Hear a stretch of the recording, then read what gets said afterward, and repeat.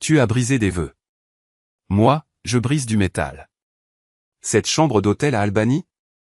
Pareil à toutes les autres chambres d'hôtel ennuyeuses où j'avais séjourné au cours de mes 15 années de détective. Des murs beiges, une couverture rêche, et cette odeur bizarre, un mélange de produits de nettoyage et de vis usées.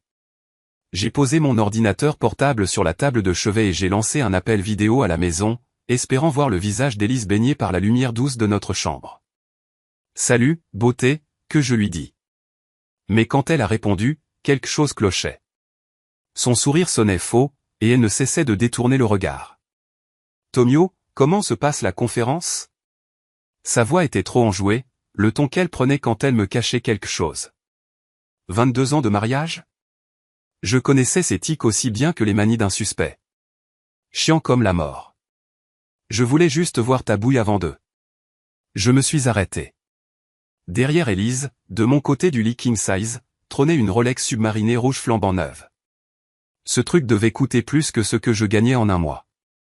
Jolie nouvelle pendule, ma biche, dis-je, essayant d'avoir l'air détaché, même si mon estomac se transformait en glaçon. On dirait que le Père Noël fait ses emplettes chez Cartier maintenant. Le rire d'Élise a sonné comme du verre brisé. Oh, cette vieille chose? Andrea l'a laissée ici quand elle est passée tout à l'heure. Tu sais comment elle est avec ses bijoux? Bien sûr, Andrea, qui conduisait une Honda de 10 ans et achetait ses montres chez Target. Mes instincts de flic hurlaient, mais je suis resté impassible. Bon, dis-lui qu'elle a des goûts de luxe. Je devrais aller dormir. Je t'aime. Je t'aime aussi, répondit-elle, coupant la communication beaucoup trop vite. J'étais assis dans la chambre d'hôtel plongé dans l'obscurité, mon esprit en ébullition. 22 ans de mariage, 2 enfants, une maison dans le quartier le plus chic de Millbrook. Élise était la directrice artistique chez Anand Associates, la grande agence de pub de la ville. Elle gagnait le double de ce que je touchais comme détective. Ces derniers temps, elle travaillait de plus en plus tard, rentrant à la maison avec des cadeaux coûteux pour elle-même, prétendant que c'était des primes ou des cadeaux de clients. Cette Rolex rouge n'était pas à Andrea. Je parierais ma retraite là-dessus. J'ai ouvert le système de sécurité du commissariat sur mon ordinateur portable. Un des avantages d'être un détective principal était de pouvoir consulter à distance les caméras de la ville. Notre rue était équipée de caméras aux deux extrémités depuis quelques cambriolages il y a 2 ans. J'ai vérifié les images des 3 derniers jours. Et là, c'était bien elle, une BMW M5 argentée garée dans notre allée mardi soir. La plaque d'immatriculation? Carter N., le patron d'Élise et le propriétaire de l'agence. Mes mains tremblaient quand j'ai attrapé mon téléphone pour annuler le reste de la conférence. Le vol de nuit d'Albany à Boston me laissait 6 heures pour élaborer un plan. Au moment où j'ai atterri à Logan, j'avais pris une décision qui allait soit sauver mon mariage, soit le tuer pour de bon. J'ai appelé les parents d'Élise depuis l'aéroport. Linda, c'est Tom. J'ai fini la conférence plus tôt et je me suis dit qu'on pourrait faire une surprise à Élise en lui offrant le petit déjeuner. Tu sais comme elle aime tes pancakes aux myrtilles. La voix de ma belle-mère s'est illuminée. Quelle merveilleuse idée. George, moi et toi, on sera là à 8h30. Elle sera tellement surprise. Surprise, c'était le moins qu'on puisse dire. Je suis rentré le premier, je me suis garé au coin de la rue et j'ai traversé le jardin. La BMW argentée était de nouveau là, cachée derrière la Lexus d'Élise comme s'ils essayaient de la dissimuler. Ma clé a tourné silencieusement dans la serrure de la porte arrière. J'entendais des voix venant de la cuisine, des rires intimes, le cliquetis des tasses à café, le bruissement du tissu. Quand Linda et George ont frappé à la porte d'entrée à 8h30 précise, j'ai répondu avec un sourire sinistre. Elle est dans la cuisine, dis-je, assez fort pour qu'ils m'entendent. Allons la surprendre. Nous les avons trouvés au bar de la cuisine.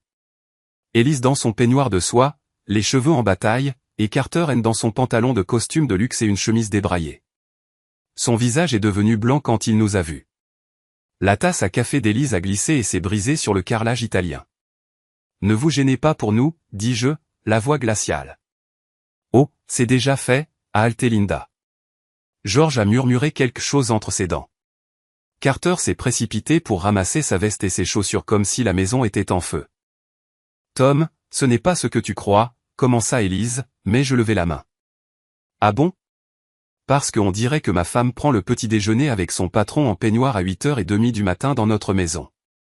Après qu'il a laissé sa montre de mon côté du lit. Je me suis approché de Carter, qui boutonnait frénétiquement sa chemise. « Vous avez oublié quelque chose en haut, dis-je, en sortant la Rolex rouge de ma poche. Je l'avais attrapée en attendant mes beaux-parents. Mais vous pouvez garder le temps que vous avez perdu. J'ai jeté la montre sur sa tête. Elle a rebondi sur son front et a cliqueté sur le sol. Tom, tu... Élise a poussé un cri perçant. Dégage, dis-je à Carter.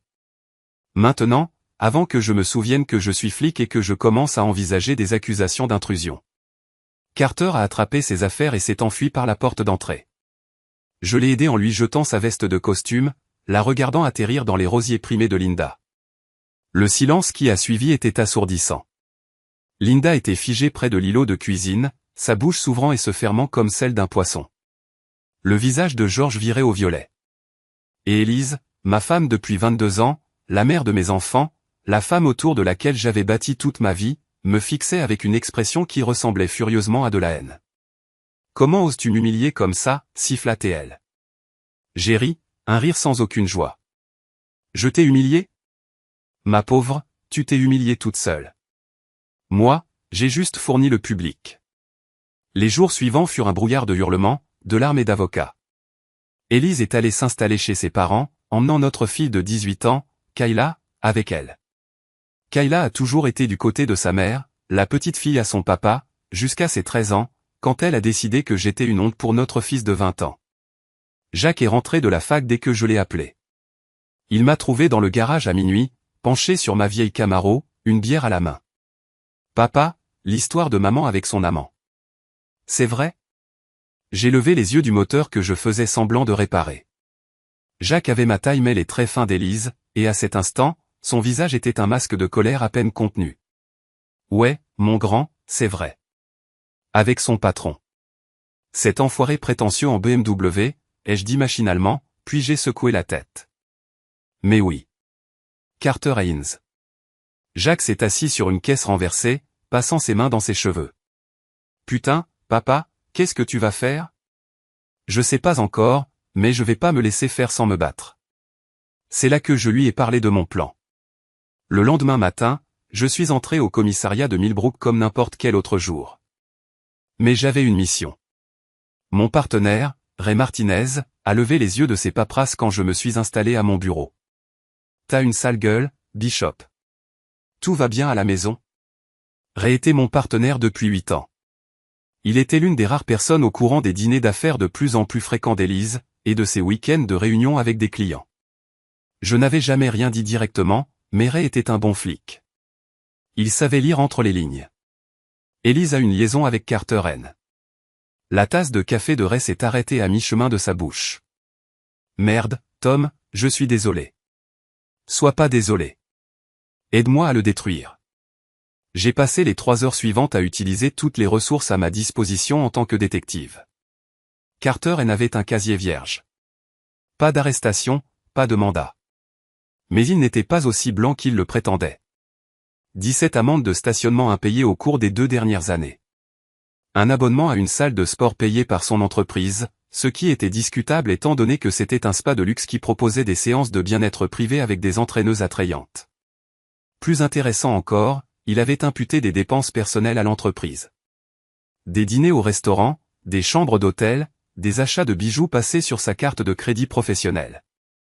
Rien d'assez illégal pour l'arrêter, mais suffisamment pour lui compliquer la vie. J'ai appelé Harper Wilson, qui travaillait au RH chez Haynes Associates. Harper avait toujours détesté l'attitude arrogante de Carter et avait été passée 2 fois pour une promotion parce qu'elle ne faisait pas partie de son cercle rapproché. Harper, c'est Tom Bishop. J'ai des informations qui pourraient t'intéresser à propos de ton patron. À midi, Carter était suspendu, en attendant une enquête interne. Jacques s'est avéré être plus retors que je ne l'avais cru. Pendant que je travaillais sur les canaux officiels, lui, il menait la guerre sur les réseaux sociaux. Le compte Instagram de Carter, qui était rempli de photos de montres coûteuses, de voitures de luxe et de réunions d'affaires dans des restaurants 5 étoiles, avait soudainement un nouveau contenu. Tout ce qui est cher ne vaut pas la peine d'être possédé. Lisait-on sur le dernier post de Carter, accompagné d'une photo d'une Rolex cassée. La section des commentaires a explosé de spéculations. Les amis et les associés de Carter ont commencé à reconstituer le puzzle, surtout quand quelqu'un a partagé anonymement des photos de lui quittant notre maison. Ce matin-là, Elise m'a appelé, en hurlant « Qu'est-ce que tu as fait ?» Tout le monde au travail parle de Carter et de moi. Quelqu'un a posté des photos de lui chez nous. Toi. J'ai rien posté, ai-je dit, honnêtement. Peut-être que tu aurais dû réfléchir à la discrétion avant de décider de redécorer notre chambre à coucher avec ton patron. C'est de la maltraitance, Tom. J'appelle mon avocat. Vas-y, mais assure-toi de lui parler de l'infidélité, c'est toujours pertinent dans les procédures de divorce dans le Massachusetts. La ligne s'est coupée. Ce soir-là, Jacques et moi sommes allés au Blue Bucket, le bar à flics et plaques tournantes des ragots de Millbrook. L'endroit était bondé de policiers en civil, de pompiers et du ramassis habituel de commères de la ville qui considéraient le bar comme leur bourse d'informations personnelles. Ray était déjà là, avec Malik Johnson, un détective débutant qui m'idolâtrait pour des raisons que je n'ai jamais comprises. La nouvelle de la liaison d'Elise s'était répandue dans le département plus vite qu'un virus de la grippe. Bishop, a crié le lieutenant Murphy de l'autre bout de la pièce. J'ai entendu dire que t'étais de nouveau sur le marché. Ma femme a une sœur. Merci, mais je suis pas prêt pour cette conversation, ai-je dit, en m'installant sur un tabouret de bar. Le barman, un ancien flic nommé Danny qui avait pris sa retraite après avoir reçu une balle dans l'épaule, m'a glissé une bière sans que j'aie à la demander. C'est pour la maison, Tom. Désolé pour la situation. C'est à ce moment-là que Linda et George sont entrés. Mes beaux-parents n'avaient jamais mis les pieds au Blue Bucket en 22 ans que je les connaissais. Ils considéraient ça comme étant en dessous de leur standing, mais ils étaient là, sur leur 31, comme s'ils cherchaient un responsable pour le scandale de leur fille. Ils m'ont trouvé. Thomas, a dit Linda, et sa voix a porté dans le bar soudainement silencieux. Il faut qu'on parle. Toutes les conversations se sont arrêtées. Même le jukebox a semblé baisser le volume. Je vous écoute, ai-je dit, sans me lever de mon tabouret. Tout ce bordel, c'est de ta faute, a dit George, le visage rouge d'indignation. Si tu avais été un meilleur mari, Élise n'aurait jamais. N'aurait jamais quoi, ai-je interrompu. Couché avec son patron dans notre lit? Menti à nos enfants, détruit 22 ans de mariage pour un type qui conduit une BMW et porte des montres hors de prix. Tu l'as poussé à bout avec ton attitude, a dit Linda. Ta jalousie envers sa réussite. Ton ressentiment. Je me suis levé lentement. Le bar était mort de silence, tous les regards braqués sur nous. Que je comprenne bien, ai-je dit, ma voix portant clairement dans la pièce. Ma femme a une liaison depuis des mois. Elle me ment, elle ment à nos enfants, elle ment à tout le monde. Elle s'est fait prendre la main dans le sac avec son patron chez nous, mais d'une façon ou d'une autre, c'est de ma faute parce que je ne la soutenais pas assez dans sa carrière. Elle avait besoin de quelqu'un qui comprenne son ambition, a dit George. Elle avait besoin de quelqu'un qui lui paie des bijoux chers et des dîners raffinés. Tu veux dire, quelqu'un qui lui fasse croire qu'elle est la seule au monde, pendant qu'elle nous ment à tous les jours. J'ai balayé du regard tous ces visages que je connaissais si bien. Des flics qui m'avaient couvert dans des situations vraiment chaudes. Des voisins qui avaient vu nos enfants grandir. Des amis qui étaient venus à d'innombrables barbecues et anniversaires chez nous. Peut-être que si vous aviez appris à votre fille ce que c'est que d'être loyal au lieu de penser qu'elle a tous les droits, on ne serait pas là, ai-je dit. Mais j'imagine que c'est trop demander à des gens qui pensent que l'argent et le statut sont plus importants que de tenir sa parole. Le silence s'est éternisé. Puis, quelqu'un au fond a commencé à applaudir. Lentement. Puis d'autres ont suivi. Pas tout le monde, par contre. Certains avaient l'air de vouloir disparaître, et quelques-uns avaient l'air de penser que j'allais trop loin, mais il y a eu suffisamment d'applaudissements pour que Linda et George comprennent qu'ils avaient mis les pieds dans un endroit rempli de gens qui étaient contre eux. Ils sont partis sans dire un mot de plus. Danny m'a fait glisser une autre bière. T'en as eu, Tom. Ou de la connerie, ai-je dit. Parfois, c'est dur de faire la différence. Les semaines qui ont suivi ont été un vrai calvaire. Élise a engagé Rebecca Sterling, l'avocate spécialisée dans les divorces la plus chère du comté. J'ai pris Mike O'Brien, un ancien procureur qui maintenant se spécialisait dans les affaires où il y avait tromperie. Les frais d'avocat s'accumulaient déjà, mais j'avais un atout dans mon jeu. Je gardais une trace de tout depuis la nuit où j'avais trouvé cette Rolex. Carter a essayé de revenir au travail après sa suspension, mais Harper avait bien fait son boulot. Le conseil d'administration de la compagnie posait des questions plutôt désagréables concernant ses notes de frais et ses relations avec ses employés. Plusieurs clients avaient dit qu'ils s'inquiétaient que le scandale n'affecte leur compte. Jack était retourné à la fac, mais il continuait de donner un coup de main à distance. Les comptes de réseaux sociaux de Carter se faisaient constamment mettre à jour avec des trucs embarrassants. Son profil LinkedIn listait maintenant ses intérêts comme les montres chères et les histoires de cul au bureau. Sa bio de compagnie avait été modifiée pour dire qu'il se spécialisait dans les techniques de management pratique. Le meilleur dans tout ça, c'est que Carter ne pouvait pas prouver qu'il faisait ça. Ses mots de passe avaient été piratés, et les gars de l'informatique n'arrivaient pas à trouver d'où venaient les changements. Pendant ce temps, Elise était en train de découvrir que coucher avec son patron, ce n'était pas aussi bien que ça en avait l'air. Quand Carter s'est fait suspendre, elle a perdu son plus grand soutien à l'agence. Ses collègues commençaient à jaser à son sujet et au sujet de Carter, et plusieurs clients avaient demandé d'avoir un autre gestionnaire de compte. Elle a essayé de me blâmer pour ses problèmes au travail. « Tu es en train de saboter ma carrière », elle a crié pendant un de nos appels téléphoniques concernant le divorce. « Je ne fais rien à ta carrière, ai-je dit. C'est toi qui t'es saboté toi-même quand tu as décidé de coucher avec ton patron. Il y a des conséquences à ces actes, Elise. Tu commences juste à les voir. Je suis enceinte. » Les mots m'ont frappé comme un coup de poing à l'estomac. Je me suis laissé tomber sur ma chaise de cuisine, fixant le mur où nos photos de famille avaient été. « Félicitations, ai-je dit finalement. J'imagine que le père, c'est Carter ? » Oui. Sa voix était calme maintenant, plus le ton agressif qu'elle utilisait depuis des semaines. Il est au courant. Je lui ai dit hier. Le silence s'est prolongé tellement longtemps que j'ai su la réponse avant qu'elle ne la dise. Il veut que je m'en débarrasse. J'ai fermé les yeux. Malgré tout ce qu'elle avait fait, tous les mensonges et la trahison, j'ai ressenti une pointe de compassion pour elle. Carter en révélait son vrai visage, et il n'était pas aussi séduisant que ses costumes hors de prix. « Tu veux faire quoi ?» J'ai demandé. « Je ne sais pas. Je croyais. Je croyais qu'il m'aimait. » Elise, c'est un homme de 45 ans qui trompe sa femme avec ses employés. Tu croyais qu'il allait se passer quoi? Elle a raccroché. 2 jours plus tard, Jacques m'a appelé avec une nouvelle qui a tout changé. Papa, faut que t'entendes ça. J'ai parlé avec des gens qui bossent à l'agence de maman. Y a une femme qui s'appelle Jenna, qui était pote avec maman avant l'histoire. Elle dit que maman et Carter avaient prévu de te piéger. Me piéger? Comment? Ils allaient dire que tu étais violent. Maman allait demander une ordonnance d'éloignement et dire que tu l'avais menacé quand t'as découvert la liaison. Carter allait témoigner, dire qu'il avait vu des bleus sur ses bras et qu'elle avait peur de rentrer à la maison.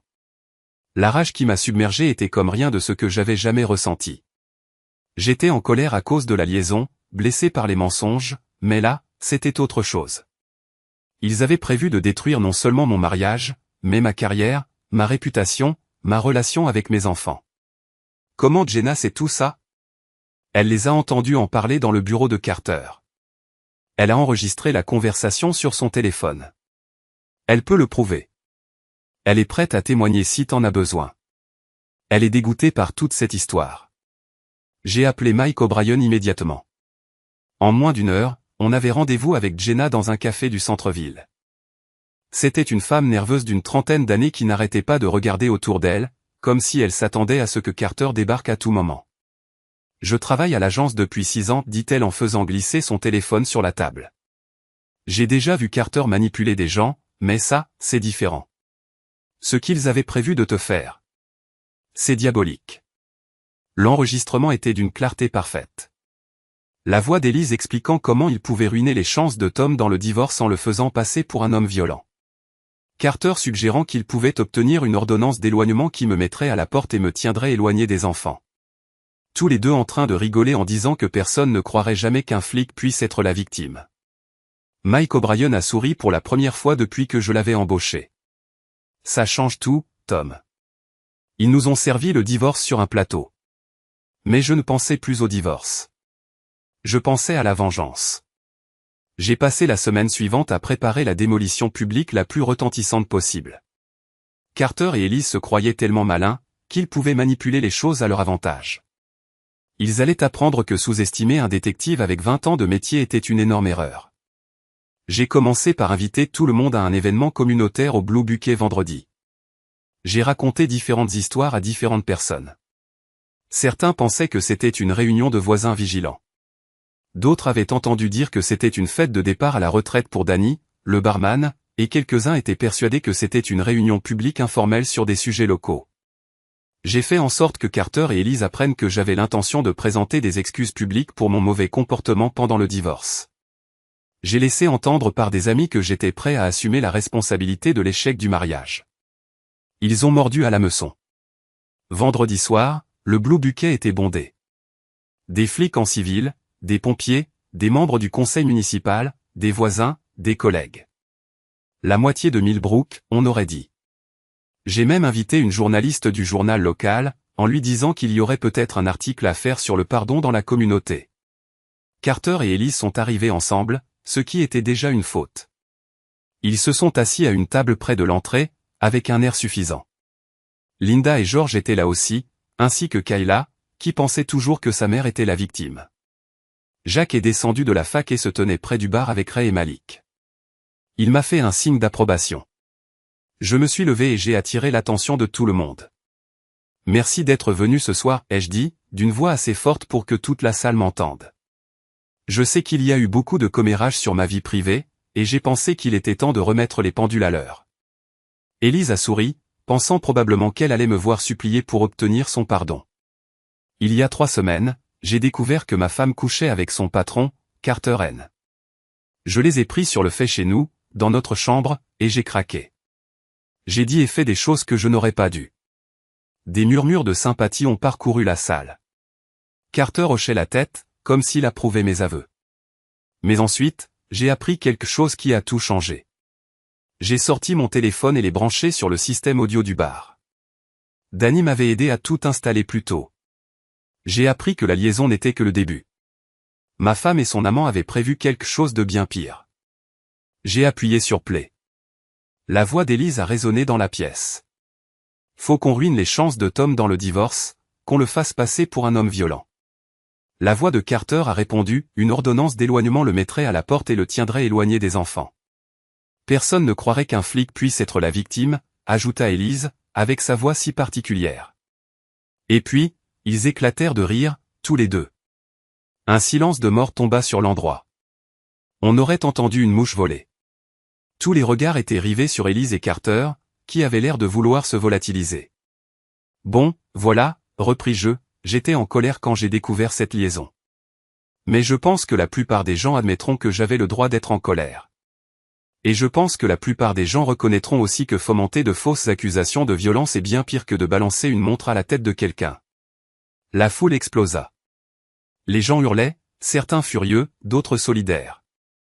Carter essaya de se lever, sans doute pour nier tout en bloc, mais les regards noirs d'une brochette de flics en civil le firent se rasseoir. Linda et George semblaient honteux. Kayla fixait sa mère, horrifiée. L'enregistrement que vous venez d'entendre a été fait par quelqu'un qui était dégoûté par ce qu'il a entendu. Dis-je quand le bruit retomba. Il a été authentifié et servira de preuve dans notre divorce, ainsi que la preuve des notes de frais frauduleuses de Carter, ses agissements abusifs au travail, et ses antécédents d'infidélité. Cette dernière partie était un mensonge. Je n'avais pas trouvé de preuve d'autre liaison, mais le visage de Carter devint livide, alors je savais que j'étais sur la bonne voie. Je ne demande pas de pitié, continuai-je. Je voulais juste que tout le monde connaisse la vérité avant d'entendre des mensonges sur moi. Ma femme et son amant ont essayé de ruiner ma vie, ma carrière, et ma relation avec mes enfants. Ils ont échoué. Je fixai Élise droit dans les yeux. Tu voulais une rupture nette, ma biche? Félicitations. C'est chose faite. Les gens commencèrent à partir, mais pas avant qu'un bon nombre d'entre eux ne viennent me témoigner leur soutien, me serrer la main, ou me taper dans le dos. La journaliste griffonnait comme une folle. Carter et Élise étaient pétrifiés à leur table, bloqués par la foule et leur propre honte. Jacques apparut soudain à mes côtés. Papa, c'était violent. Ils l'ont bien cherché. Kayla se fraya un chemin à travers la foule, des larmes ruisselant sur ses joues. Papa, je suis tellement désolé. Je ne savais pas. Je pensais que maman disait la vérité quand elle disait que tu étais contrôlant et jaloux. Je pris ma fille dans mes bras pour la première fois depuis des mois. C'est pas grave, ma chérie. Ça reste ta mère. Ça ne change rien. Mais ce qu'elle a fait, ce qu'il projetait de faire, c'est entre ta mère et moi. Tu n'as pas à choisir ton camp. Mais alors même que je le disais, je savais qu'elle l'avait déjà fait. Les semaines qui suivirent furent un foutoir juridique, une déferlante médiatique et un désastre social. Le journal local publia un article en première page sur la liaison et la tentative de fraude. Carter fut viré de son boulot, et sa femme demanda le divorce. Élise perdit son emploi quand 3 gros clients retirèrent leur compte, inquiets des questions d'éthique. Le barreau du Massachusetts commença à se demander si Rebecca Sterling était au courant du faux témoignage que sa cliente avait prévu. Elle se retira de l'affaire plutôt que de risquer d'avoir des ennuis. Élise quitta l'appartement de ses parents après que Linda et George lui eurent dit qu'ils étaient déçus par ses choix et qu'ils avaient besoin d'espace pour gérer tout ça. Elle finit dans un studio à l'autre bout de la ville, pigiste en tant que graphiste pour un salaire bien inférieur à ce qu'elle gagnait avant. Carter essaya de sauver sa réputation, en prétendant qu'il était la victime d'une campagne de dénigrement orchestrée par un mari vengeur, mais les preuves contre lui étaient trop solides. Rien que ce qu'il avait facturé sur ses notes de frais suffisait à le faire blacklister de toutes les agences dignes de ce nom en Nouvelle-Angleterre. Le divorce fut rapide et définitif. Mike O'Brien montra les preuves de la liaison, des fausses accusations planifiées, et de la façon dont Élise avait essayé de cacher de l'argent. Le juge me donna la maison, la garde des 2 enfants, et un règlement qui me mettrait à l'abri du besoin pour des années. 3 mois après cette soirée au Blue Bucket, j'étais dans mon jardin en train de faire griller des burgers pour Jack et Kayla quand mon téléphone sonna. C'était un numéro que je ne connaissais pas, mais j'ai reconnu la voix d'Élise tout de suite. « Tom, c'est moi. »« Qu'est-ce que tu veux, Élise ?» demandai-je. Je voulais m'excuser pour tout. La liaison, les mensonges. Ce qu'on avait prévu de te faire. C'était mal. Je regardais mes enfants, qui me surveillaient tous les 2. Jack était à la maison pour les vacances de printemps, et Kayla terminait sa dernière année de lycée. Ils avaient tous les 2 choisi de vivre chez moi à plein temps, mais ils voyaient encore leur mère de temps en temps. Tes excuses sont prises en compte, dis-je. J'ai perdu le bébé.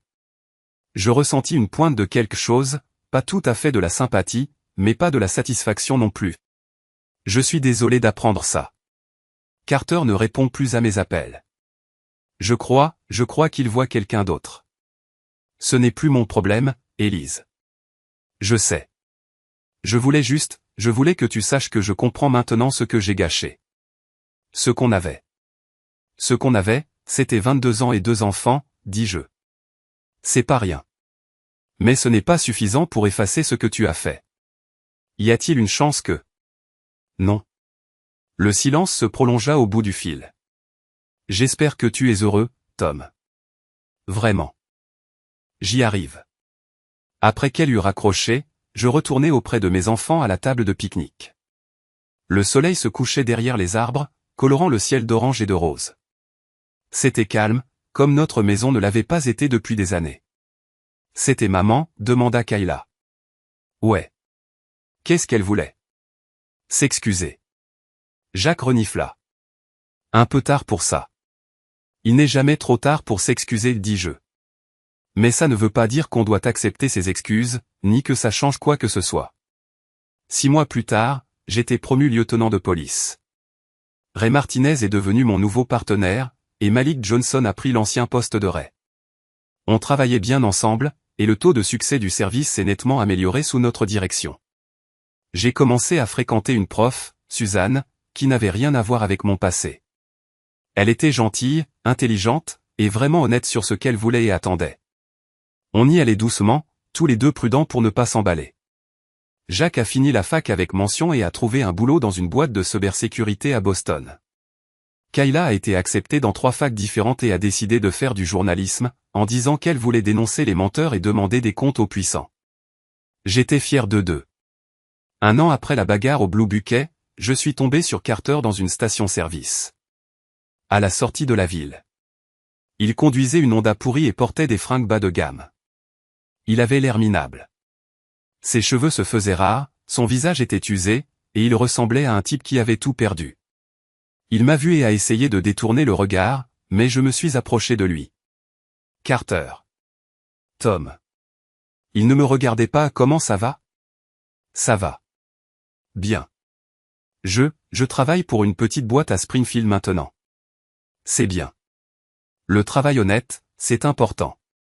Il a acquiescé, toujours sans me regarder. Tu sais, dis-je, je ne t'ai jamais remercié. Ça a attiré son attention. Remercier? De m'avoir montré qui était vraiment ma femme. Pendant 22 ans, j'ai cru être marié à quelqu'un d'intègre, quelqu'un qui accordait de l'importance à la loyauté et à l'honnêteté. Tu m'as aidé à voir la vérité. Son visage est devenu rouge. Tom, Ne t'excuse pas. Tu m'as rendu service. Je suis plus heureux maintenant que je ne l'ai été depuis des années. Mes enfants me respectent, ma carrière se passe bien, et je suis avec quelqu'un qui valorise vraiment les mêmes choses que moi. J'ai commencé à m'éloigner, puis je me suis retourné. Ah, et Carter, cette Rolex rouge que tu as laissée chez moi. Je l'ai donnée à la vente aux enchères du fonds de solidarité de la police. Elle a rapporté $3000 pour les familles des agents tués dans l'exercice de leurs fonctions. J'ai pensé que tu aimerais savoir que ta montre a servi à une bonne cause. Je l'ai laissée là, bouche bée, à me regarder partir. Ce soir-là, je dînais avec Suzanne dans un restaurant tranquille du centre-ville quand elle m'a posé une question qui m'a fait réfléchir. Tu regrettes parfois la façon dont tu as géré toute cette histoire avec ton ex-femme? Certains pourraient dire que tu as été trop dur. J'y ai réfléchi. J'aurais pu m'y prendre différemment, dis-je finalement. J'aurais pu être plus discret, plus indulgent. J'aurais pu essayer d'arranger les choses ou simplement divorcer en douceur sans le scandale public. Mais elle et Carter n'avaient pas l'intention de me faire la même fleur. Ils allaient détruire ma réputation, ma carrière, et ma relation avec mes enfants sur la base de mensonges. Ils allaient m'envoyer en prison s'ils pouvaient. Suzanne a acquiescé. Alors tu ne regrettes rien. La seule chose que je regrette, c'est d'avoir mis si longtemps à voir qui elle était vraiment. J'ai gaspillé des années à essayer de faire fonctionner un mariage avec quelqu'un qui ne partageait pas mes valeurs. J'aurais dû faire attention aux signaux plus tôt. Quels signaux? La façon dont elle parlait des autres quand ils n'étaient pas là. La façon dont elle justifiait de prendre des raccourcis au travail. La façon dont elle avait toujours une excuse quand elle se faisait prendre à mentir. Des petites choses, mais ça s'accumulait, tu vois? J'ai tendu la main à travers la table et j'ai pris la sienne.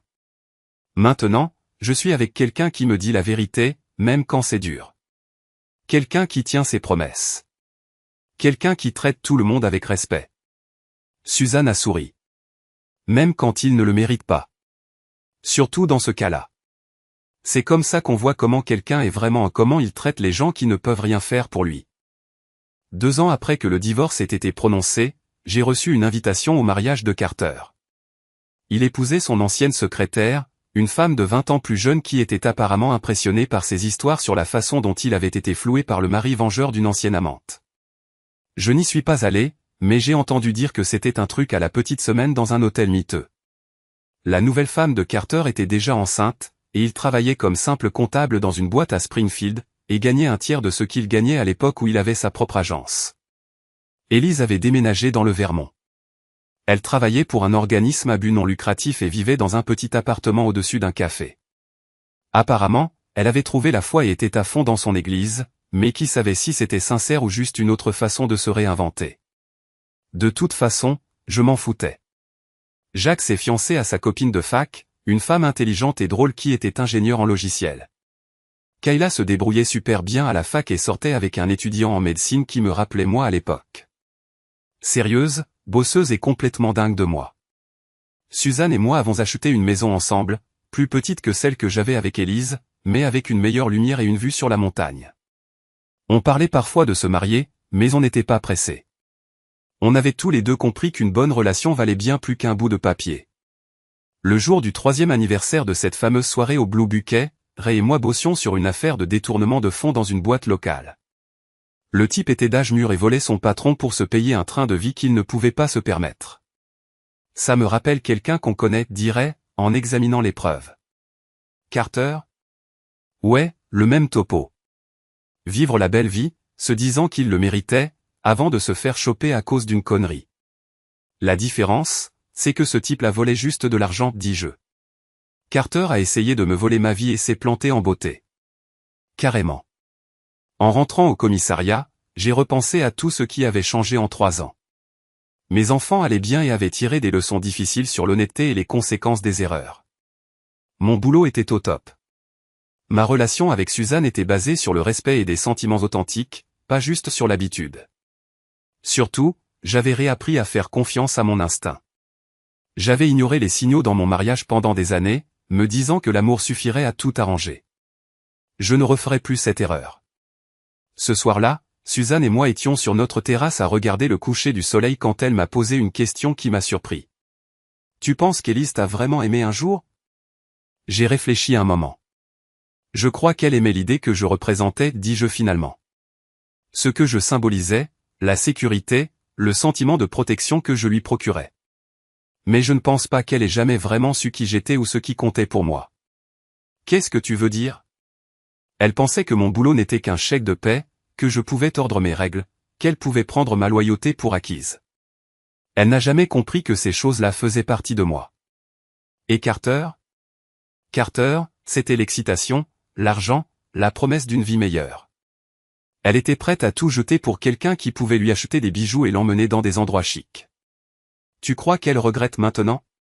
Probablement. Mais pas pour les bonnes raisons. Elle regrette de s'être fait prendre, les conséquences, la perte de sa vie facile. Je ne crois pas qu'elle regrette de t'avoir blessé, d'avoir menti à nos enfants ou d'avoir essayé de ruiner ta réputation. Suzanne resta silencieuse un instant. Tu as l'air vraiment sûre de toi. Je le suis. Si elle avait vraiment compris ce qu'elle avait fait, elle aurait avoué avant de se faire démasquer. Elle aurait mis fin à cette histoire et essayé de sauver notre mariage. Au lieu de ça, elle a misé le tout pour le tout et a essayé de me faire passer pour le méchant. Et c'est pour ça que tu ne peux pas lui pardonner? Je pourrais pardonner l'infidélité, dis-je. Les gens font des erreurs. Les mariages traversent des périodes difficiles. Les gens bien font parfois des conneries. Mais la planification, la tentative de me piéger, le fait de détruire ma relation avec mes enfants, ce n'était pas une erreur.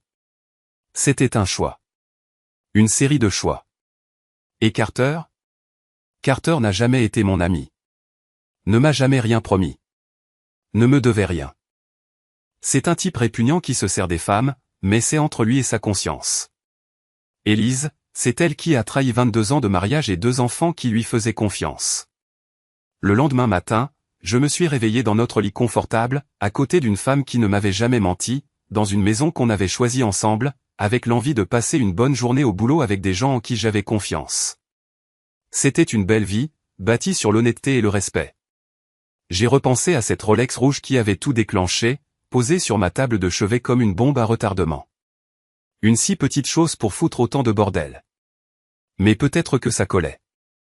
L'histoire d'Élise et de Carter était construite sur de petits mensonges, de petits compromis, de minuscules trahisons qui avaient fini par donner quelque chose d'horrible. Ma nouvelle vie était bâtie sur l'inverse. De petites choses. Être honnête, faire ce qu'il faut chaque jour. S'assurer que mes actions correspondaient à ce que je prétendais croire. Ce n'était pas aussi spectaculaire que la dispute qui avait mis fin à mon mariage, mais j'avais l'impression que ça pouvait durer.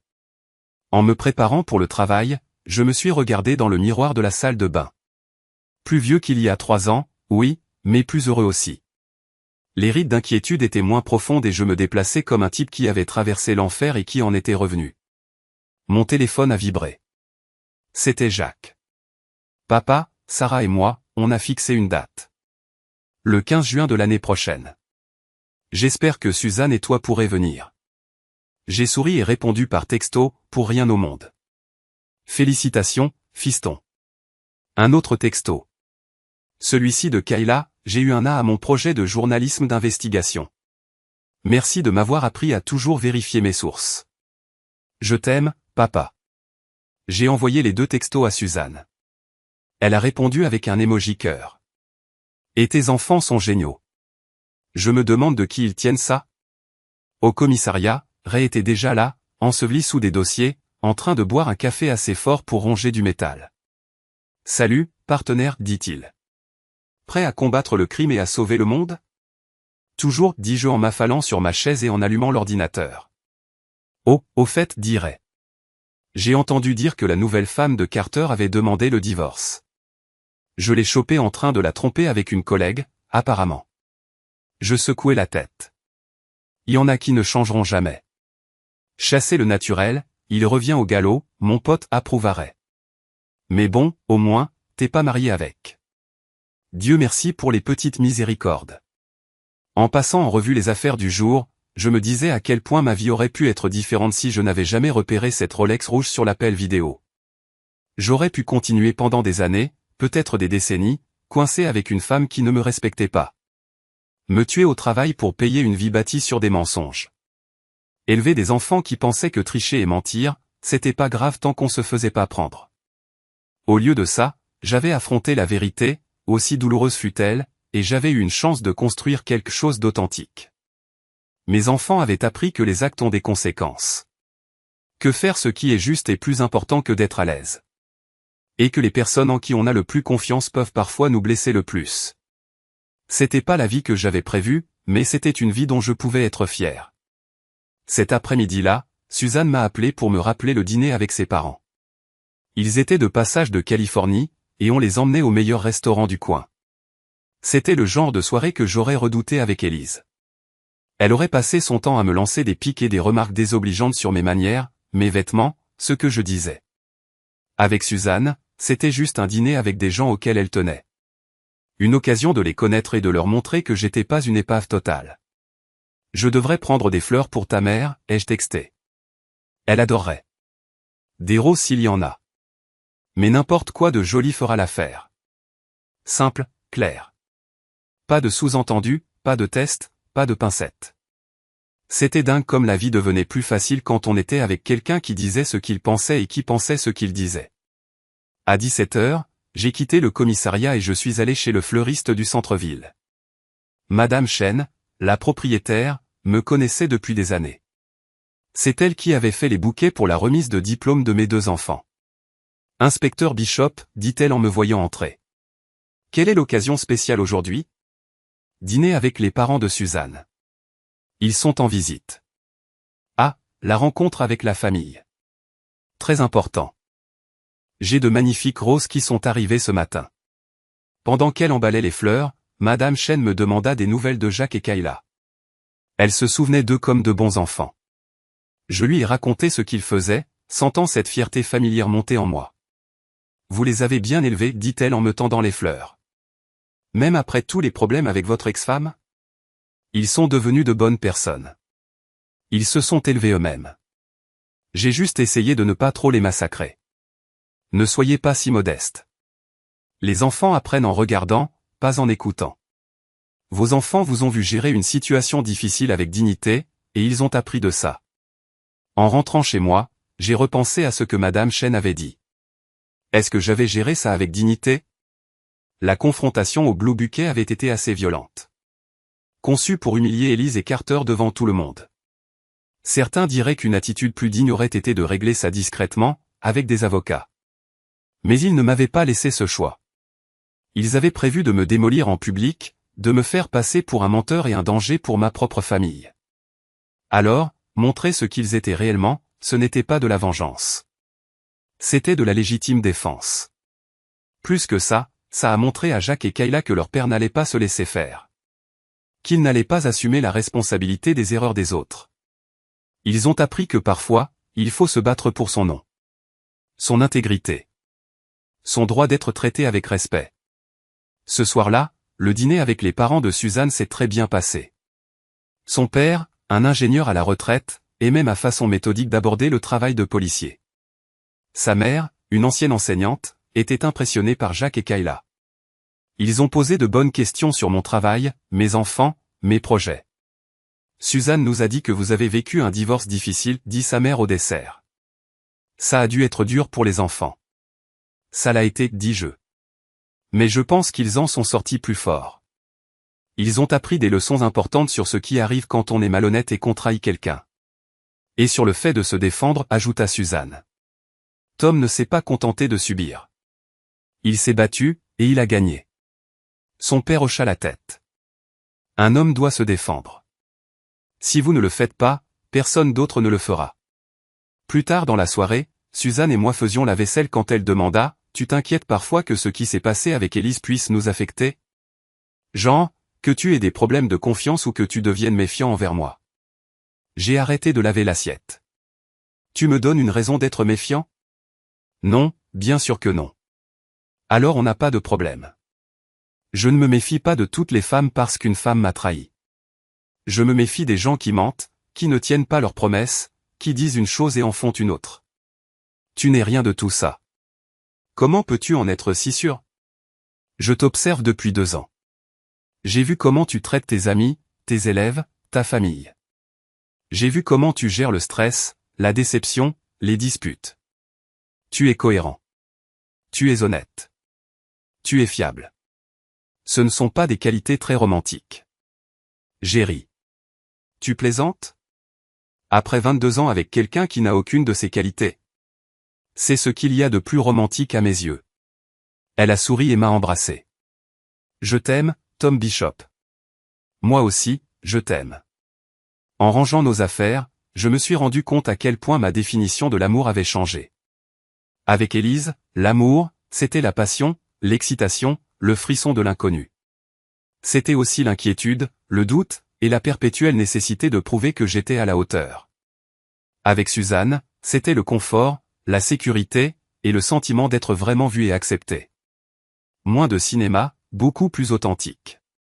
Le lendemain matin, samedi, je profitais d'un rare jour de congé quand Jacques a appelé, tout excité. « Papa, tu ne vas pas croire ça. Je suis tombé sur maman au supermarché. Mon estomac s'est noué. » Comment ça s'est passé? Bizarre. Elle est différente. Plus vieille, je suppose, mais un peu triste. Elle a demandé de tes nouvelles. Qu'est-ce qu'elle voulait? Savoir si tu étais heureux, si tu étais toujours avec Suzanne, si tu parlais encore d'elle. Qu'est-ce que tu lui as dit? La vérité. Que tu es heureux, que Suzanne est super. Et que tu es passé à autre chose. Comment elle a réagi? Elle a pleuré. Là, dans le rayon des céréales. C'était super gênant. J'ai ressenti cette pointe de quelque chose comme de la compassion. Même après tout ce qui s'était passé, Élise restait la mère de mes enfants. Apprendre qu'elle avait du mal ne me faisait pas autant de bien que je l'aurais cru. Elle a dit autre chose? Ouais. Elle a dit qu'elle était fière de moi et de Kayla. Et qu'elle savait qu'on s'en était bien sorti grâce à toi. Elle a dit qu'elle était désolée pour tout et qu'elle espérait qu'on pourrait de nouveau avoir une relation un jour. Qu'est-ce que tu lui as répondu? Que j'allais y réfléchir.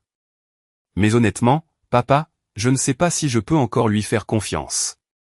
Chaque fois que je repense à ce qu'elle avait l'intention de te faire. Elle reste ta mère, Jacques. Ce qu'elle m'a fait ne change rien à ça. Si, ça change la façon dont je la vois. Avant, je pensais qu'elle était cette femme forte et brillante qui avait tout pour elle. Maintenant, je sais qu'elle était prête à détruire sa propre famille pour un type qui l'a larguée dès que les choses sont devenues difficiles.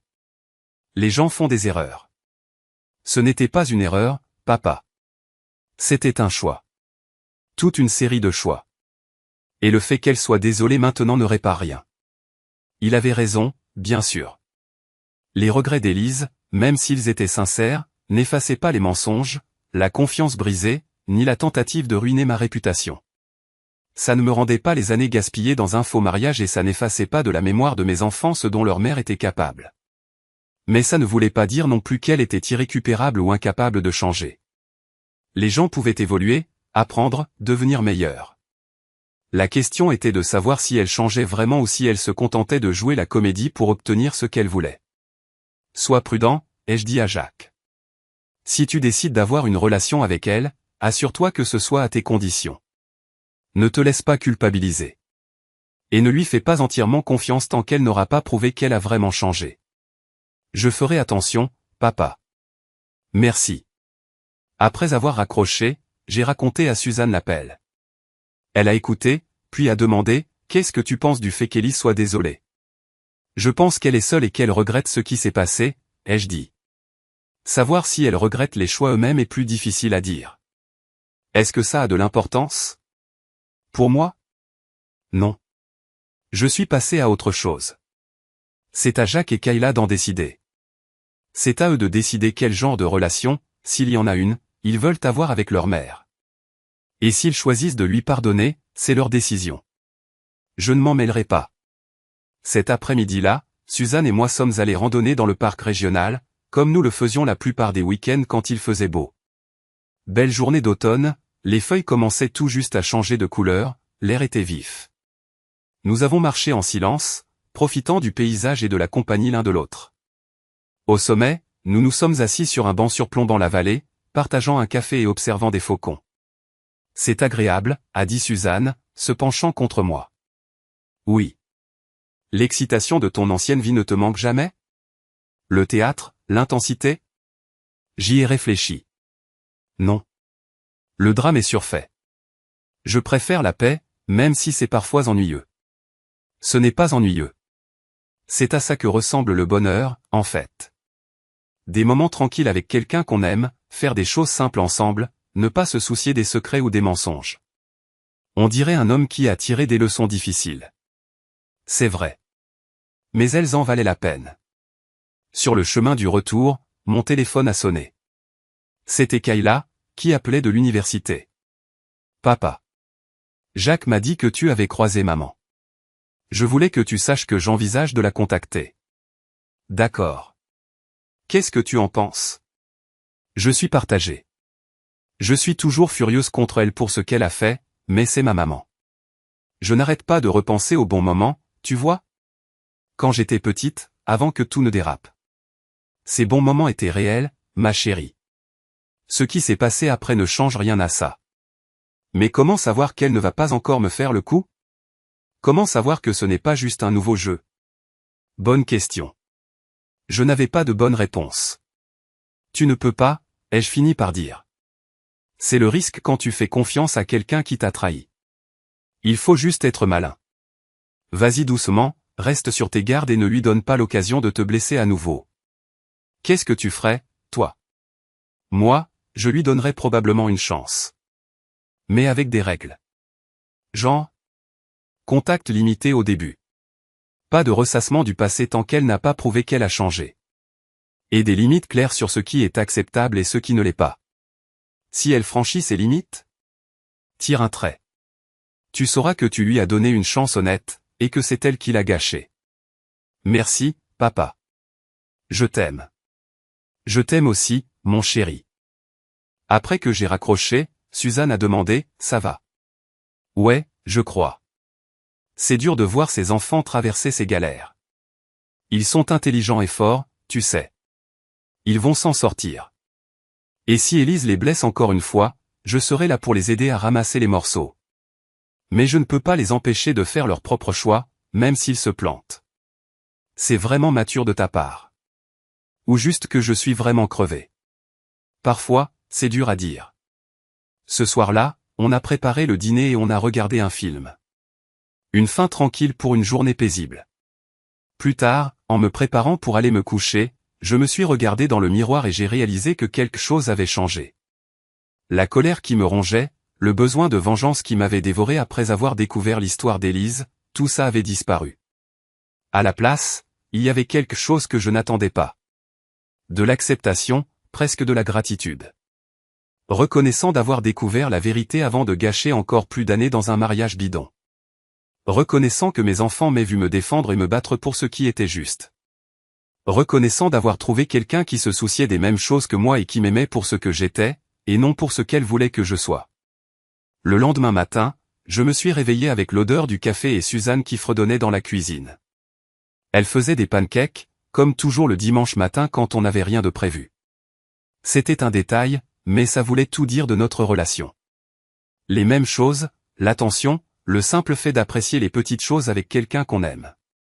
Bonjour, a-t-elle dit en m'embrassant pendant que je me servais du café. Bien dormi? Comme un bébé. Qu'est-ce qu'il y a au programme aujourd'hui? Je pensais qu'on pourrait faire un peu de jardinage ce matin. Peut-être aller au marché paysan cet après-midi. Rien de fou. Ça a l'air parfait. Et c'était parfait, d'une manière dont mon ancienne vie n'avait jamais été.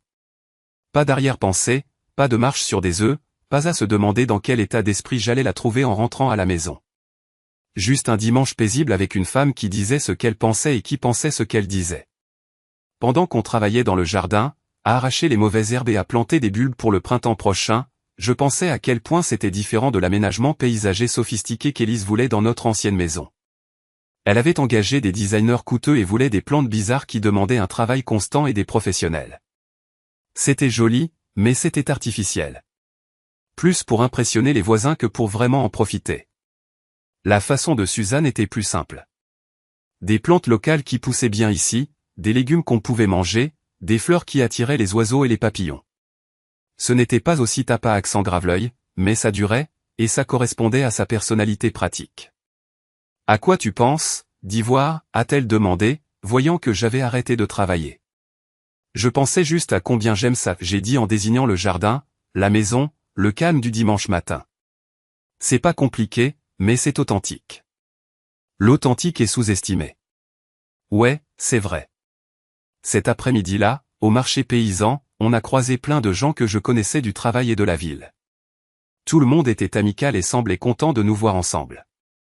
C'était très différent des moments embarrassants après le divorce, quand les gens ne savaient pas quoi dire ni quoi croire. Maintenant, 3 ans plus tard, l'histoire était juste un fait. La femme de Tom Bishop l'avait trompé avec son patron. Ils avaient essayé de le piéger. Il les avait démasqués, et il était passé à autre chose. C'était une histoire que les gens racontaient sur l'intégrité et sur ce qui arrive quand on arnaque les autres. Le détective Bishop a interpellé Madame Patterson, qui tenait le stand de fleurs. « Alors, elles plaisent vos roses ?»« Beaucoup, merci. Suzanne les adore. »« Tant mieux. Tant mieux. Vous savez, j'ai toujours dit que vous étiez trop bien pour votre ex-femme. Certaines personnes ne savent juste pas ce qu'elles ont. » C'était une conversation normale, sympa mais un peu bizarre, bien intentionnée mais un peu commère. J'étais habitué à ces conversations. C'était le prix à payer pour vivre dans une petite ville où tout le monde sait tout. Sur le chemin du retour, Suzanne a demandé, « Ça te dérange que les gens parlent encore de ton divorce ?» Parfois, j'ai dit, « Mais je préfère qu'ils parlent de la vérité plutôt qu'ils ne pensent que j'étais un connard. » Tu penses que l'histoire finira par s'effacer ? Finalement, quand il se passera quelque chose de plus gros. Ou quand il se sera passé suffisamment de temps pour que les gens oublient. Mais honnêtement, je m'en soucie moins qu'avant. Laisse-les parler. Tu as beaucoup changé depuis qu'on s'est rencontrés. Comment ? Tu es plus détendu, plus sûr de toi, moins en colère. Elle avait raison. La colère que j'avais ressentie, cette rage qui avait alimenté ma vengeance contre Élise et Carter ? Évanouie. Calcinée. Il ne restait que ce sentiment de calme, d'assurance quant à qui j'étais et ce que je voulais. Je n'avais besoin de prouver quoi que ce soit à qui que ce soit, ni de justifier mes choix. Sauf aux personnes qui comptaient.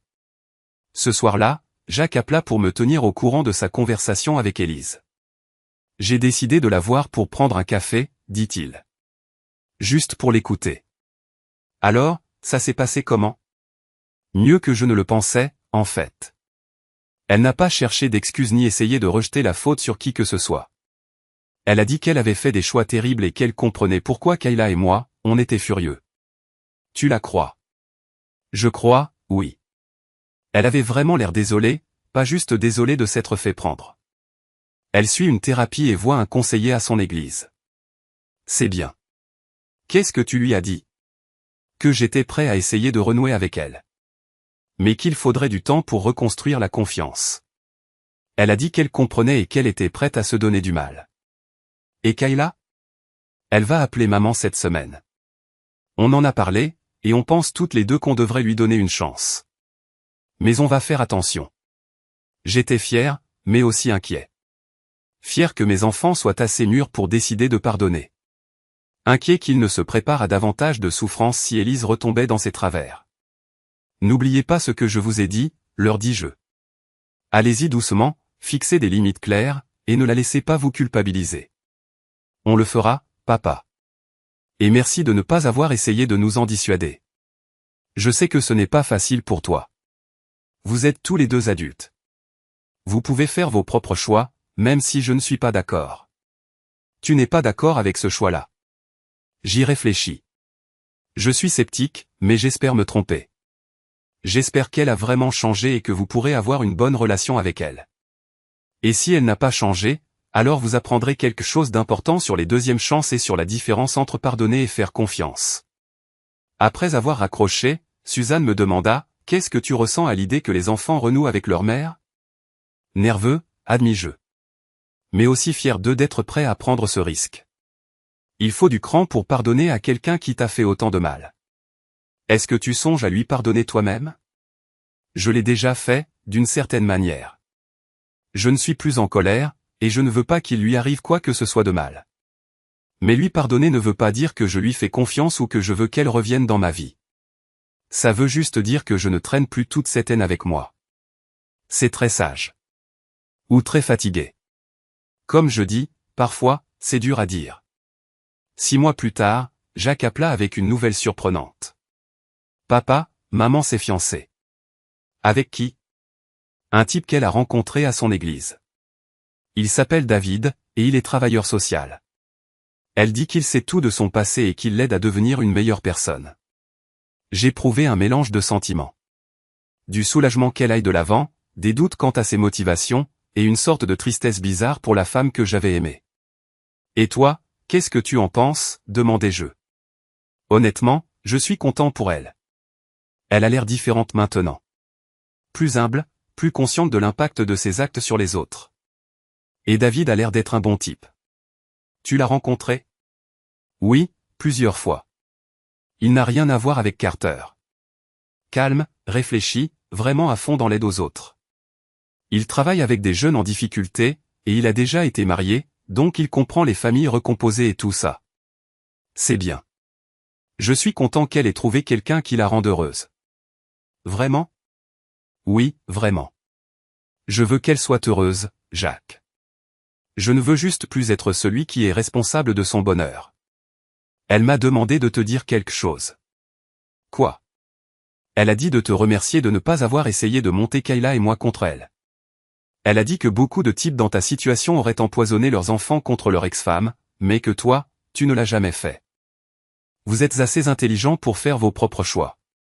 Vous n'aviez pas besoin de moi pour vous dire quoi penser. Elle a dit aussi qu'elle espérait qu'un jour, tu pourrais lui pardonner. Je l'ai déjà fait. Mais ça ne veut pas dire que je veux qu'on soit amis ou que je pense que ce qu'elle a fait était bien. Ça veut juste dire que je ne suis plus en colère. Je crois que c'est tout ce qu'elle espérait. Ce soir-là, je racontai à Suzanne les fiançailles d'Élise. Elle écouta, ne dit rien, puis posa la question que je redoutais. Est-ce que ça te dérange qu'elle se remarie? Non, répondis-je. Et je réalisai que je le pensais. J'espère qu'elle a appris de ses erreurs et que ce mariage sera fondé sur l'honnêteté et le respect.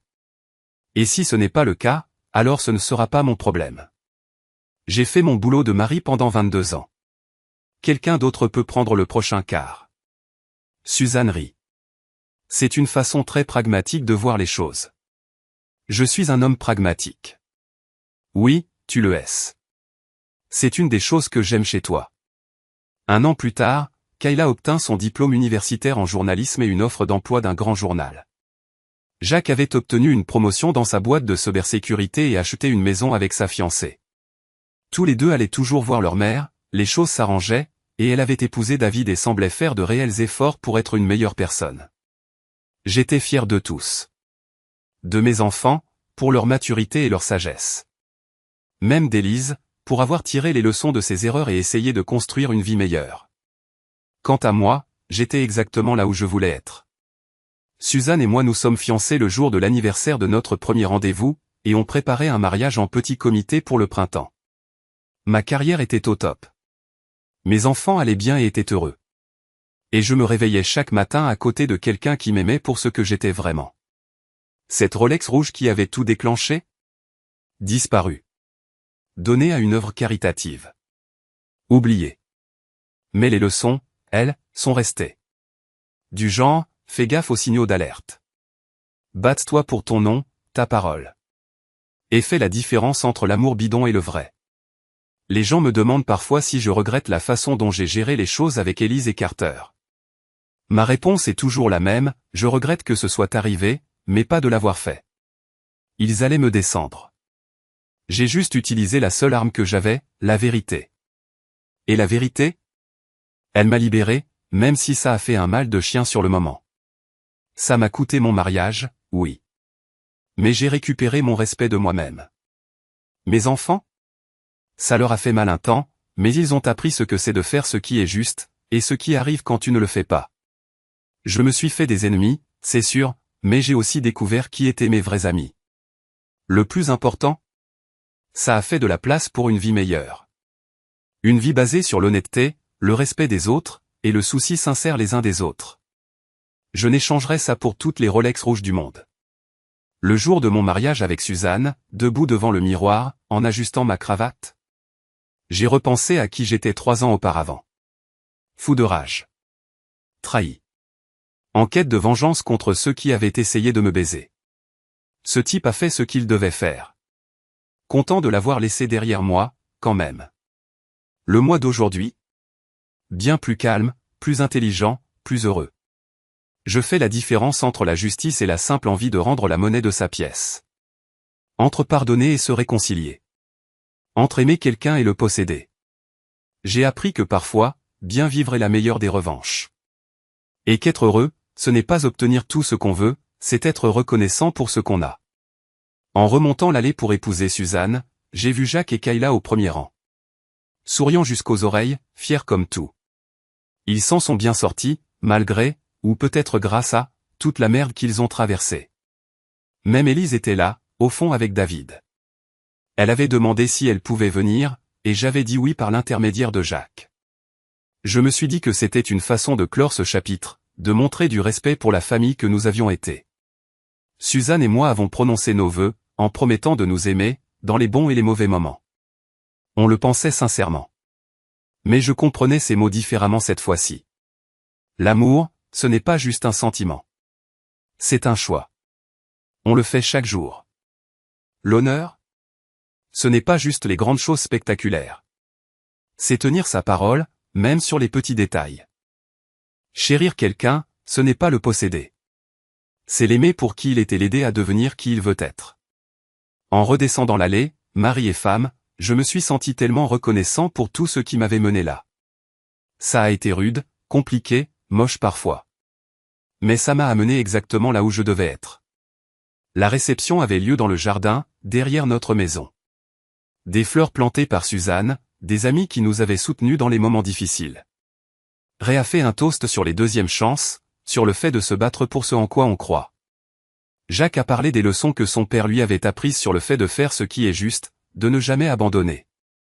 Kayla a lu un poème sur le fait de recommencer à zéro, d'avoir le courage d'essayer à nouveau. La soirée s'est terminée, les derniers invités sont partis. Suzanne et moi étions assis sur le porche, à regarder les étoiles apparaître. Des regrets? A-t-elle demandé en me tenant la main. Justin, ai-je répondu. Lequel? J'aurais aimé te trouver plus tôt. Elle a souri et m'a embrassé. Mieux vaut tard que jamais. Bien mieux. Assis là, silencieux, j'ai repensé à la folie de la vie. Si Élise n'avait pas trompé, si Carter n'avait pas oublié sa montre, si je ne l'avais pas vu sur cet appel vidéo, rien de tout ça ne serait arrivé. Je serais encore coincé dans un faux mariage. Mes enfants penseraient encore que leur mère était quelqu'un qu'elle n'était pas. Et je n'aurais jamais rencontré ma femme.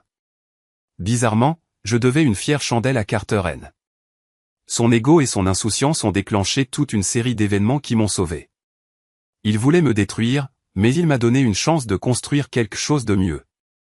La dernière fois que j'ai entendu parler de Carter, il était à son 3e mariage, fauché pour la 2e fois. Utiliser les femmes et les jeter a fini par le rattraper. Son nom est bout dans le monde de la pub, il a du mal à trouver du travail. Il est un avertissement. Un type qui pensait que l'argent était tout, que le pouvoir signifiait le respect. Élise, par contre, on dirait qu'elle a vraiment appris quelque chose. Son mariage avec David? Solide. Basé sur l'entraide, pas sur l'exploitation. Elle a un boulot simple, elle travaille pour une association à but non lucratif. Elle se concentre sur l'aide aux autres, pas sur la progression de carrière. J'étais content pour elle. Vraiment. Pas parce que je l'aimais encore. Ce coin de mon cœur appartient à Suzanne, maintenant. Mais parce que c'est la mère de mes enfants, et que son bonheur fait leur bonheur. Moi? J'ai tout ce dont j'ai toujours eu besoin, en réalité. Un travail qui compte, une famille qui m'aime, une compagne qui croit aux mêmes choses que moi. Pas la vie que j'avais prévue quand j'étais jeune et que je pensais tout savoir. Mais c'est mieux que tout ce que j'aurais pu imaginer. Cette Rolex rouge était le symbole de tout ce qui clochait dans mon premier mariage. La cupidité, les mensonges, renoncer à ce qui est juste pour un frisson éphémère. Maintenant qu'elle a disparu, c'est le symbole de tout ce qui est bien dans ma deuxième chance. Simple. Honnête. Bâtir quelque chose de réel qui dure. Les montres, c'est marrant. Peu importe qu'elle coûte 10 balles ou 10 000. Quand ton heure est venue, elle est venue.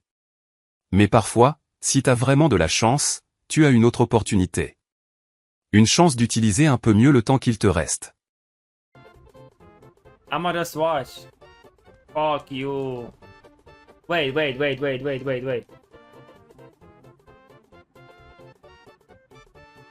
Are you fucking scared? Why you went for me? Taxi want to be a goose? Okay.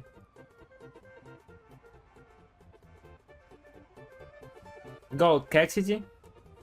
I hope you lose.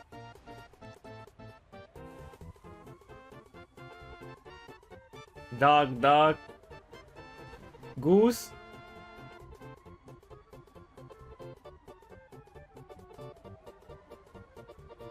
Emin is out. Emin is out. Yo, John, bro, park next to them. Yeah. Park next to them. Wanna be next a goose? Okay, Flock. No. Wanna be next goose? Jarvis, come on, bro.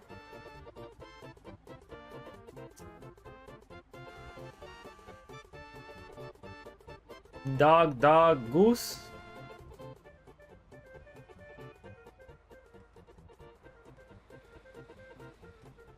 Yup. Shortish got one more life. Lock in, bro. Lock in. Watch they go crazy. Shortish, lock in. Dog. Bro, he's not playing. Bro, what the fuck? He's not even playing. He's out. Come on, Shortish. Yo, chill. Dog. What? Goose. Damn. Yeah, bitch. Yeah, no, he's out. Yeah. Go away. Pussy. I wanna be next goose. Caxity. Yeah. I was scared there. Thank you, Yusa. Dog. Goose. Oh, he's going for Noah. I mean, Shortish got one more. Lakin, Shortish? No, Shortish. Shortish is out. I wanna be next goose. You see, chat, it's way faster. For some people, it's hard. I mean, they wanna play more, but it is what it is. Come on, John. You still got two, right? No, John got one. John got one. Dog, goose. Yo, Mueshkesh, what the fuck is that car? Alright, Dice got one more. Lucky in John. I mean Josh. Dice. John got one. Dice got one, and Jarvis and Kexi got two. Dog.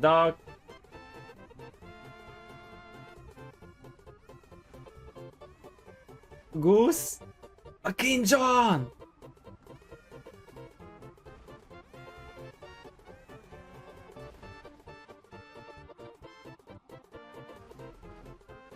I think John got it. Kek. Yeah.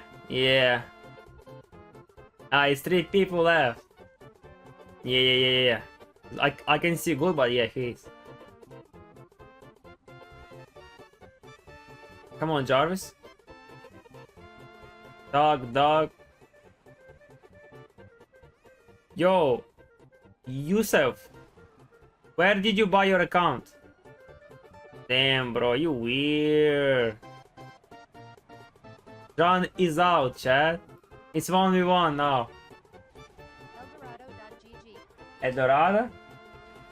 It's 1v1 now. Who's gonna win, chat? White or green?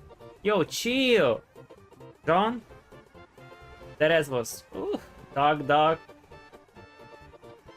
Nah, Jarvis, chill. Goose? Damn. The last one. I bought like 5 accounts, but sometime it don't work. Cake City got it. They're legit though. Jarvis got one more. But 5 accounts? Are they expensive? Like 10 bucks? 15? Dog, goose?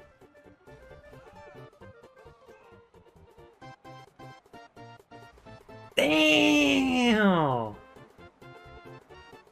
Alright, Cake City is the winner. GG's, y'all. W hit. For 9 and you can get some for 5. W. Do you have a lot of money?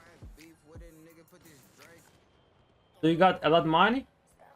Let's do flip competition, chat. You see how fast the shit was? Mine came with 5 meters cash and 400 meters total assets. 5 million. What is total assets? Like you can sell cars to get 5 mil cash. What the fuck is that?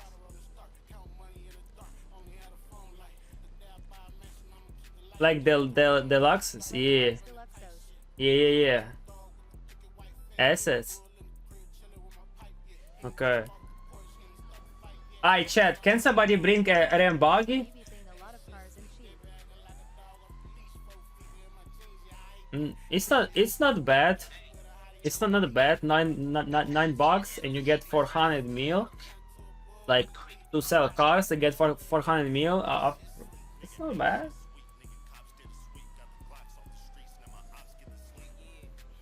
And you had some cars on that account already. Some cars. Bro, this is so easy. You making accounts on your PC and then you selling them. The W business. In GTA 5 online. Chat, we're doing a flip competition. Can somebody bring Ram buggy? Yeah, it's first time having cars on the account, but before it just had a lot of Deluxos, no other car. Yeah. I never bought an account. CSR theme. Car team, any car, bro. Any car. It's a flip competition. I'm gonna be standing still and you will need to hit the Ram buggy car and the right to jump into my player. Hit my player. You should give me one. First you should give me one. That's what Flug would say, bro. Bro, this ARR, it sounds like Flug for sure. We're only same age. 13, bro.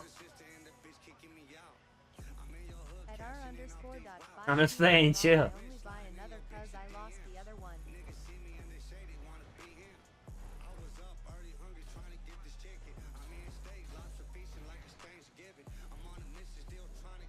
No, nobody got Ram buggy.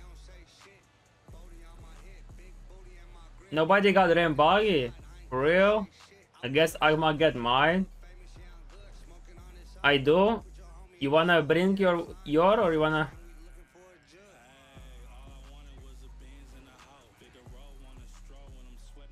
I got one.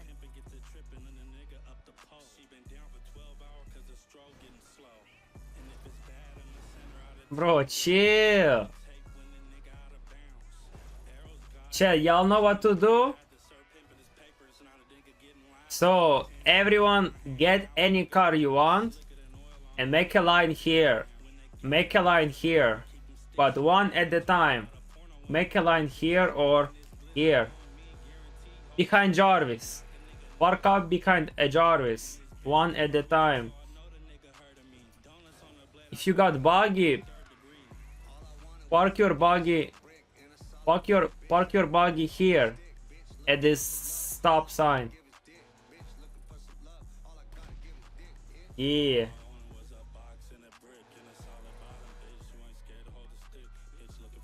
Hold my stick, boy. Look, hold my stick, for ninja. Hold on, chat. All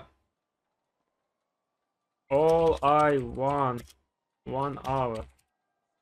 Or all I need. Hold on, it's called all I need. This one, chat. So your goal is hit the ramp buggy, and then